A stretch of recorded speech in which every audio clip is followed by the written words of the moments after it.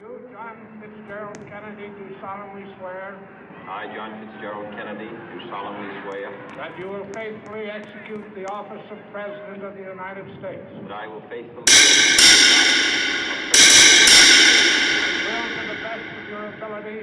And will, to the best of your ability, preserve, protect, and defend the Constitution of the United States. preserve, protect, and defend the Constitution of the United States. So help you God. So help me God.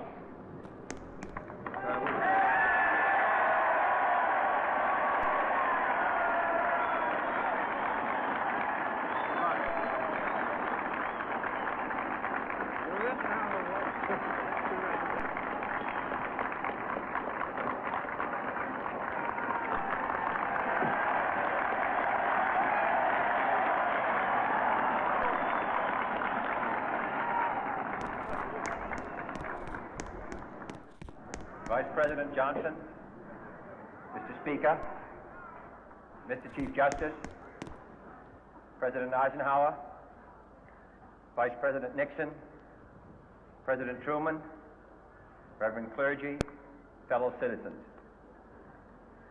We observe today not a victory of party, but a celebration of freedom, symbolizing an end as well as a beginning, signifying renewal as well as change. For I have sworn before you and Almighty God the same solemn oath our forebears prescribed nearly a century and 3/4 ago.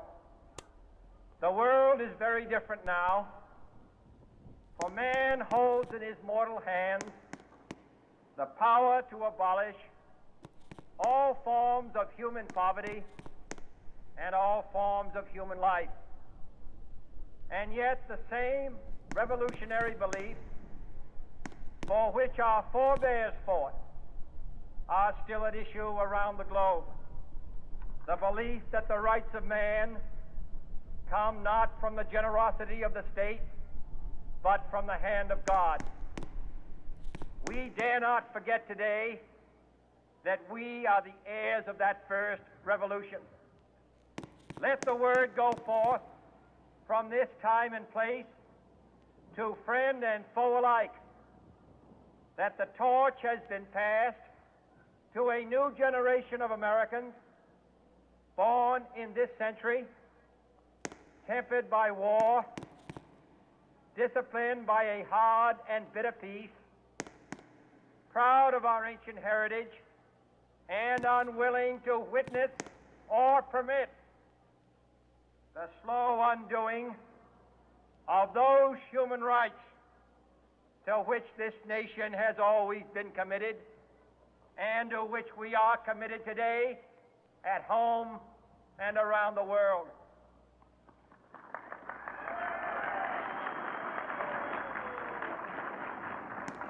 Let every nation know, whether it wishes us well or ill, that we shall pay any price, bear any burden, meet any hardship, support any friend, oppose any foe to assure the survival and the success of liberty.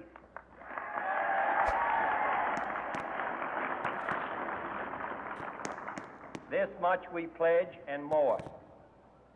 To those old allies whose cultural and spiritual origins we share, we pledge the loyalty of faithful friends. United, there is little we cannot do in a host of cooperative ventures. Divided, there is little we can do, for we dare not meet a powerful challenge at odds and split asunder. To those new states whom we welcome to the ranks of the free, we pledge our word that one form of colonial control shall not have passed away merely to be replaced by a far more iron tyranny. We shall not always expect to find them supporting our view, but we shall always hope to find them strongly supporting their own freedom, and to remember that in the past, those who foolishly sought power by riding the back of the tiger ended up inside.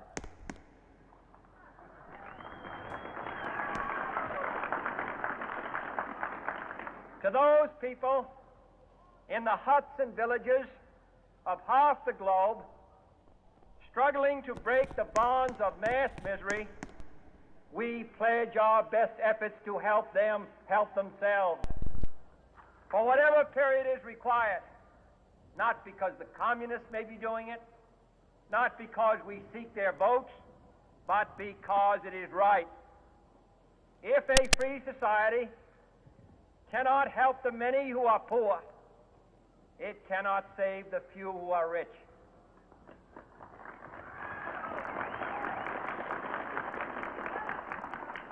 To our sister republics south of our border, we offer a special pledge to convert our good words into good deeds in a new alliance for progress, to assist free men and free government in casting off the chains of poverty. But this peaceful revolution of hope cannot become the prey of hostile powers.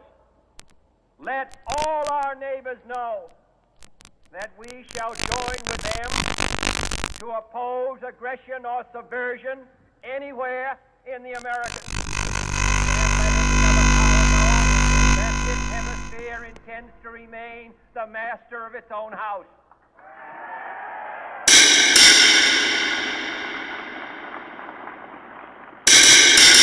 In that world assembly of sovereign states, the United Nations, our last best hope, in an age where the instruments of war have far outpaced the instruments of peace, we renew our pledge of support to prevent it from becoming merely a forum for invective, to strengthen its shield of the new and the weak, and to enlarge the area in which its writ may run. Finally, to those nations who would make themselves our adversary, we offer not a pledge, but a request that both sides begin anew the quest for peace. Before the dark powers of destruction, unleashed by science, engulf all humanity in planned or accidental self-destruction, we dare not tempt them with weakness, for only when our arms are sufficient beyond doubt can we be certain beyond doubt that they will never be employed. But neither can two great and powerful groups of nations take comfort from our present course